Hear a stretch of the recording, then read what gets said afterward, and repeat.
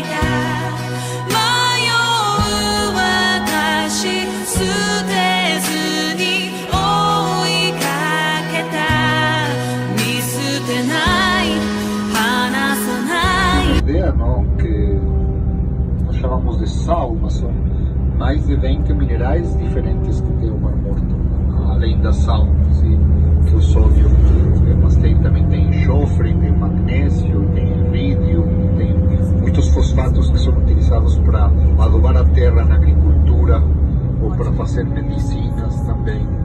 Então, aí uma grande quantidade de minerais aqui no Mar Morto. Então, eu expliquei sim que nós estamos dentro de uma fenda. E aqui é a fábrica de bálsamo da época de Jesus, né? Aqueles muros lá derruídos, lá que se fabricava o bálsamo, e você pode ver o caminho que vai para o Mediterrâneo, por arriba da montanha. Isso era tão importante, lá onde tem aquela palmeira lá, é um caminho que pegava nos camelos, nos jumentos, e podiam atravessar aqui a fenda e chegar até o Mediterrâneo para mandar o bálsamo para Grécia, para Roma. Se pagava na Europa como se fosse ouro.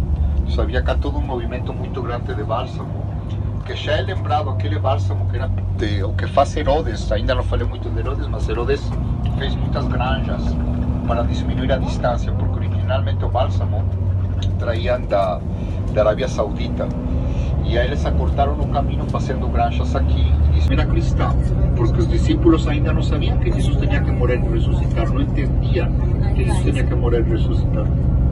Então, aquela mulher que recebe a Jesus com o bálsamo, justamente na última semana de Jesus. Aqui é espetacular o reflexo da montanha na água. Parece um espelho aquela água. E casi desviaram o caminho acá para dentro, porque já aquela parte da lá ficou fora de uso. Eu vi isso daqui essa semana na internet.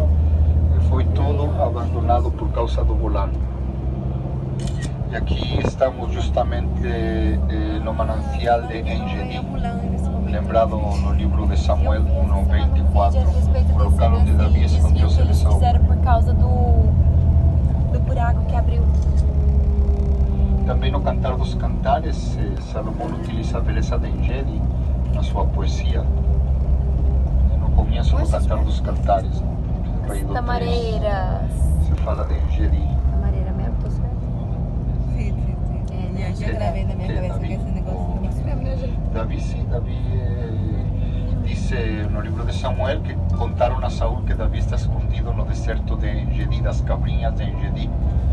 Aqui onde, se temos sorte, vamos a ver as cabrinhas de Engedi que estão mencionadas na Bíblia. Elas andam por aqui dando voltas até o dia de agora. Quem vê uma cabrinha que fale ouvita, uma cabrinha selvagem. Se é cabrinha selvagem, é cabrinha? Cabra montés, cabra de montanha. Eles encontraram árvores de pescado dentro do Mar Morto.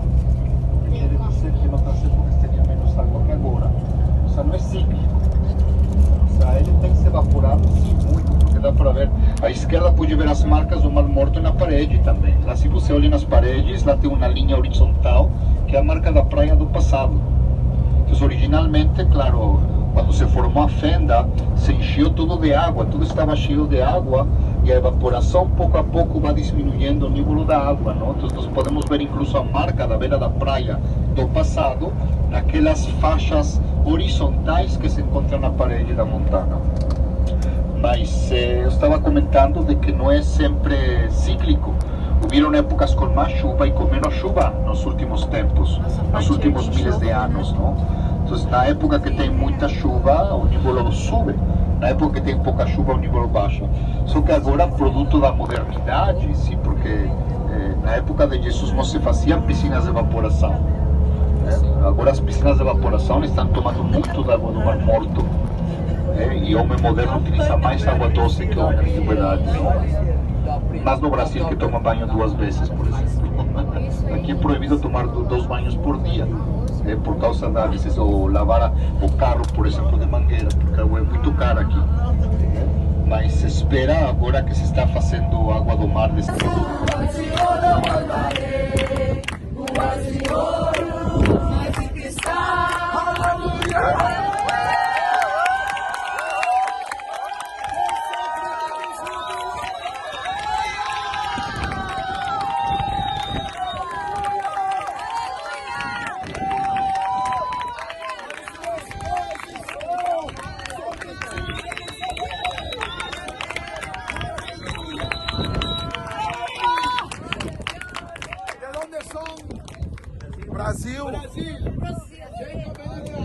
Habla brasileiro. Habla brasileiro.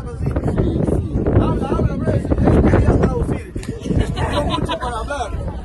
Brasil, Dios te bendiga. Háblales. Amém. Deus abençoe vocês. Aleluia. Somos brasileiros.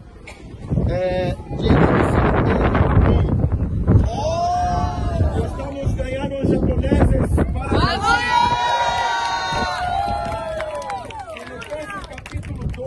verso 11 diz que toda língua confessará que Jesus Cristo é o Senhor. Todas as nações virão de ano a Jerusalém para celebrar a festa dos tabernáculos. Não virá chuva, Zacarias 14. E nós estamos aqui para receber a chuva sobre as nações.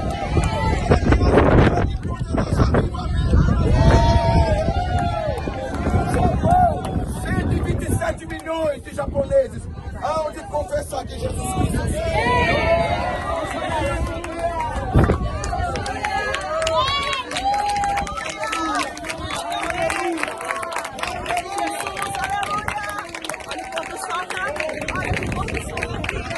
Cidade dourada, porque no pôr do sol ela fica dourada.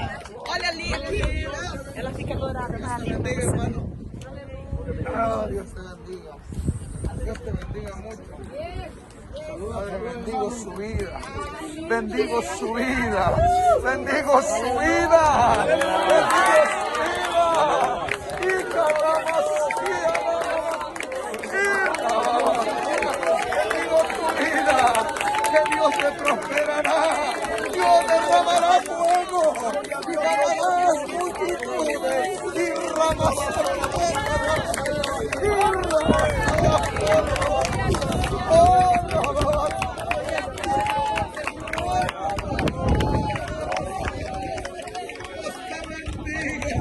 Dios te bendiga.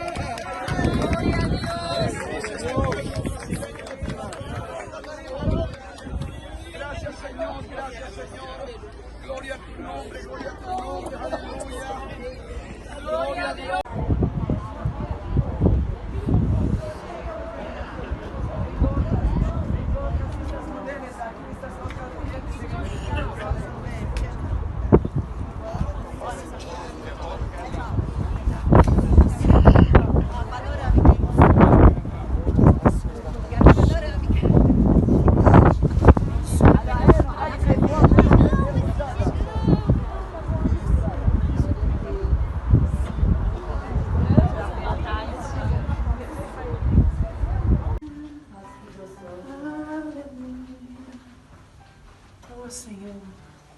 Ali também é quarto.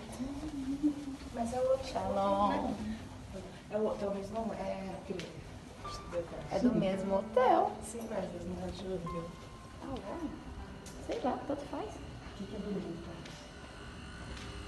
Shalom, shalom. Bactã. Bem-vindo ao nosso hotel aqui em Israel.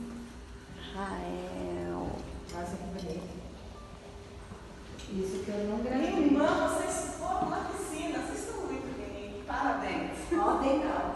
Hã? Ontem não. Não. A gente não foi na piscina. Cambia de alguma forma o que nós pensávamos, no sentido que o movimento cristão tem um líder bem especial que é Jesus, mas muitas das coisas do cristianismo são parte do processo normal de desenvolvimento naquela época. Ou seja, não só os cristãos tinham essas coisas, haviam outros grupos que tinham coisas similares, não? Por exemplo, encontramos um pergaminho onde os essênios se dirigem a Deus como se fosse um pai. Isso pode causar esse certo tipo de conflito a nível religioso, não? Mas por outro lado, sim, nós entendemos o movimento de Jesus como de certa forma contrário a este movimento, porque vou começar no final. Os essênios eram terrivelmente elitistas. O sea, os essênios permitiam a entrada dentro da secta a pessoas que tinham características fisiológicas e fisionômicas. Não qualquer podia pertencer aos essênios. Ou você nascia filho da luz, ou você nascia filho das trevas. O que quer dizer isso? Que tudo está predestinado, que Deus havia escrito todo na sua vida e que já estava escrito na vida de você quem você tinha que ser. Então você já havia recebido isso de certa forma pela graça de Deus, e aquele que era filho da luz ficava filho da luz, aquele que era filho da treva ficava filho da treva, não? E eles veiam de certa forma que para entrar dentro dessa secta deles, ou desse grupo dos essênios, você tinha que ter certo tipo de medidas de altura, etc., de raça, e aí isso se diferencia muito do movimento de Jesus, que abriu a porta da salvação para todos por igual. Sim? O mesmo João Batista começa a convidar, não importa se é centurião, não importa quem seja, todo mundo podia descer no Rio Jordão. Então, essa grande diferença, que mientras que o esseniismo é uma secta fechada, nacionalista, exclusivista, elitista, o cristianismo é universal e abre a porta da salvação por todos. Agora, o cristianismo, então, não acredita na predestinação. Em que acredita o cristianismo? Alguém pode me dizer? Em vez da predestinação, que seria, em que acredita o cristão? No livre arbítrio. Deus dá a todo mundo a liberdade de se perder e de se salvar. Todo mundo pode ser filho das trevas ou ser filho da luz. Okay? E todo mundo pode seguir ambos caminhos. Então, Deus dá aquela liberdade de você elegir qual é o caminho que vai seguir. Mas não está tudo predestinado. Agora vamos entrar a ver o filminho e depois continuamos. Autor de história, não de religião. Mas nós tomamos ele muito em conta porque ele escreveu acerca de João Batista e ele escreveu acerca de Jesus. Então, o testemunho de Flávio Josefos, como historiador daquela época, é muito importante. E ele conta que quando era menino, ele estava procurando uma comunidade. E ele passou com os fariseus, e passou com os saduceus, e passou com os essênios, e não encontrou nenhuma comunidade que ele gostou. E no final diz que ele encontra um homem lá no Rio Jordão, chamado Bano. E mora com ele 2 anos lá no Rio Jordão, fazendo uma vida muito simples lá no deserto. E aí ele que aprendeu o caminho da espiritualidade, não? Flávio Josefos, depois vamos falar dele sobretudo em Masada, porque ele escreveu a história de Masada, mas ele mostra que naquela época havia muitas escolas. Então, Qumran, de certa forma, era um centro comunitário, sim? Era um local onde as pessoas acreditavam que o Senhor ia chegar em qualquer momento.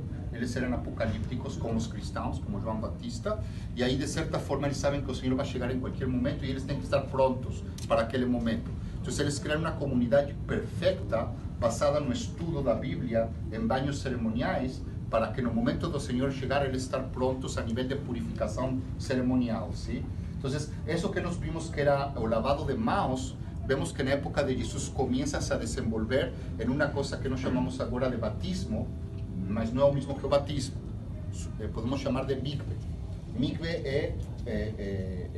podemos dizer que o local do batismo, antes da época dos cristãos, em que o batismo muda em uma cerimônia de iniciação. Então agora é uma iniciação, você se batiza uma vez na vida, recebe o caráter de cristão, é um acto de iniciação dentro do cristianismo. Mas na época de Jesus era uma forma de estar pronto para poder realizar qualquer tipo de trabalho onde Deus estava involucrado. Então, por exemplo, se você queria servir, tinha que fazer banho cerimonial.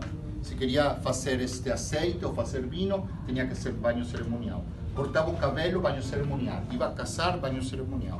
E passavam o tempo todo fazendo aqueles banhos, não? E estes faziam mais ainda, mais de 2 banhos por dia, para poder se manter naquele estado de elevação espiritual, não? Não necessariamente por causa de higiene, já falei.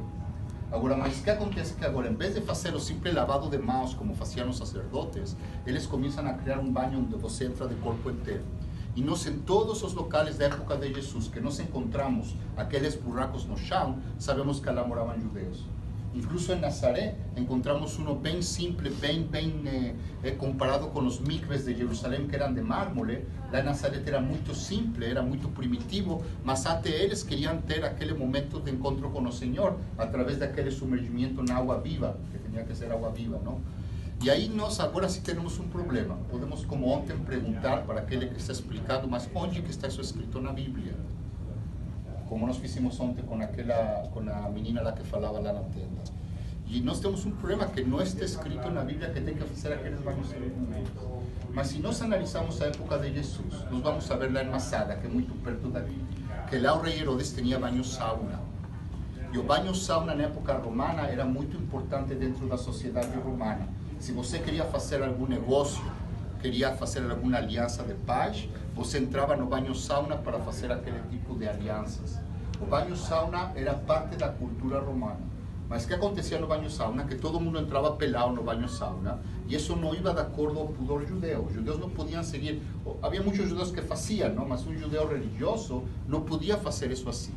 Então, o mikve é uma espécie de resistência à cultura romana. O romano tinha terma e o judeu tinha o mikve, que era uma forma de resistir à cultura romana, pegando algo que era muito romano, isso de tomar banhos, mas vendo isso desde uma perspectiva espiritual.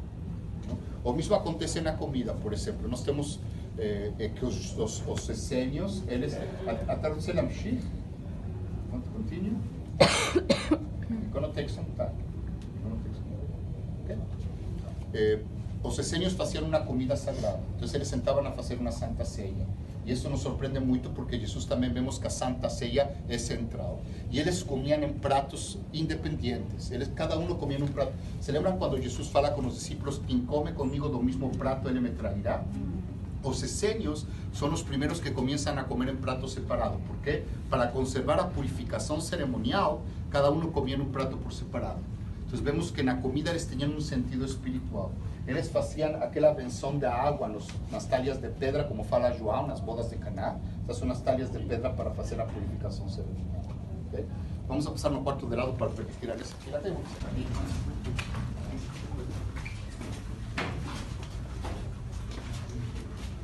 Nós temos nas epístolas paulinas, temos muito aquele conflito entre Pedro e Paulo com respeito a se iam a sentar na mesa com os gentios ou se não iam a sentar na mesa com os gentios. Nós temos que entender que no judaísmo a comida, a reflexão é um ato sacro. Quando você está comendo, Deus está com você na mesa. O sea, independentemente de que os judeus tinham as regras alimentícias deles, que isso, as regras de que podia comer um judeu, entravam muito em conflito com a comida romana, porque a comida principal em Roma é o porco, e os judeus não podiam comer porco. Mas além disso, há uma questão que nós sempre tomamos na conta, que é mais importante ainda. Por que Pedro se dificulta para Pedro sentar-se na mesa com os não-judeus?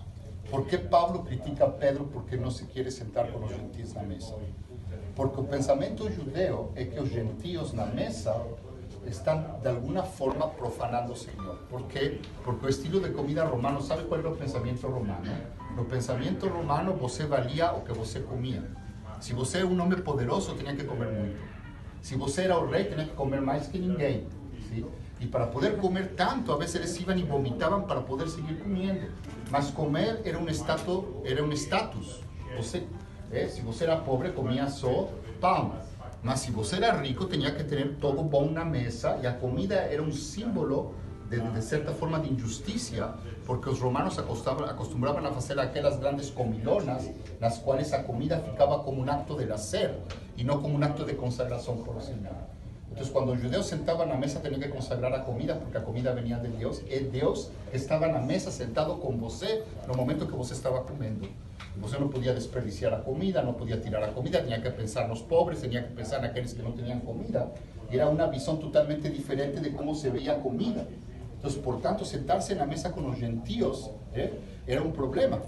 Quando Pedro chega a Cesareia de Marítima e vê que Cornélio está comendo como um judeu, aí ele fica surpreendido, diz: que é isso? Eu não posso evitar batizar a este, que eu vi o Espírito Santo descendo em cima dele, não? No momento que ele está sentado na mesa justamente. Não? Então, para os essênios, a comida era um acto essencial. E eles têm um quarto especial chamado reflectório. Então, quando Jesus manda os discípulos a seguir um homem com uma talha na cabeça, e manda eles para um quarto muito específico, um segundo andar, um quarto grande, se crê que talvez os essênios estão involucrados naquele momento, porque são eles que tinham aqueles aposentos altos, aqueles no segundo andar. Não? Os essênios se dedicavam à escritura, e nós encontramos aqui perto de 900 pergaminos. Nós vamos a ver, esta uma cópia, e eles faziam esse tipo de escrituras justamente para nos informar, mas também porque eles vendiam as escrituras. Então, para poder demonstrar que as escrituras deles eram puras, eles faziam continuamente banhos cerimoniais para poder vender as escrituras e vender também os pergaminhos. Então, agora o que acontece no final, já para deixar isso passar? Os romanos se dão conta que os judeus e sua rebelião contínua é uma consequência da Bíblia, porque a Bíblia obriga eles a estar sempre procurando a justiça e não aceitam ao César como Deus. Então, entendem que o problema vem da Bíblia. E os romanos começam a destruir Bíblias. E aí os essênios, que sabem que o exército romano está perto, eles correm a esconder os pergaminos dele nas covas aqui todo o redor. Agora, como o clima é muito seco, se conservou até o dia de hoje. Não? Então vamos sair agora para ver um pouco lá fora as ruínas e ver as covas. A diferença entre Coca-Cola e um copo de água é justamente porque a necessidade nos faz imediatamente olhar para o copo de água, mas que se ficamos mais um dia sem beber água, nós vamos entregar todo o material que nós temos por um vaso de água, porque senão morremos. A água é algo essencial no deserto. O ouro, a prata, tudo isso é secundário. Por isso o investimento dos essênios que moravam aqui neste local tão difícil para morar é justamente um investimento muito grande em água. É onde pegavam a água chegava da lá. Nós podemos ver incluso o aqueduto que vem da lá, no chão, dá para ver as pedras, vem a água por cá. E aqui está cheio de canais e de tanques que vamos ver em seguida. Mas o importante estando aqui é entender que os essênios se colocaram em um ponto muito estratégico. Se nós começamos a caminhar por aquele vale de lá, chega que no inverno cai muita água de lá. É bem impressível, porque no inverno você vê cair toda aquela água que vem da montanha. Mas se nós vamos agora que não tem água, continuamos caminhando por aquele vado, nós vamos chegar no final na Porta Lacrada. Acuérdense de esto, porque lá em Jerusalém vamos a ver a Porta Lacrada. Os essênios estavam justamente em um ponto muito estratégico, porque daqui estavam esperando que ia chegar o Senhor. E daqui eles iam a ir junto com ele a Jerusalém para recuperar Jerusalém, voltar a ser sacerdotes em Jerusalém. Então, por enquanto, eles faziam acá uma vida de treinamento militar. Eles veiam, encontramos alguns dos pergaminos falam da Bíblia, por exemplo, uma das coisas que sempre, primeiro que nada, falamos é que aqui em encontramos textos do Antigo Testamento de todos os livros, menos do livro de Esther. Isso já pode nos fazer pensar se realmente na época de Jesus se leía o livro de Esther, como se leía, que papel tinha o livro de Esther na época de Jesus. Mas além dos livros bíblicos, encontramos muitos livros que agora estão fora de nosso cânon, mas que na época de Jesus eram livros que se leíam, que são muito importantes para entender a teologia do dia de hoje. Livros como o livro de Enoque, por exemplo, que até o dia de hoje é considerado importante dentro do cristianismo, os jubileus, sim, as actas de Salomão,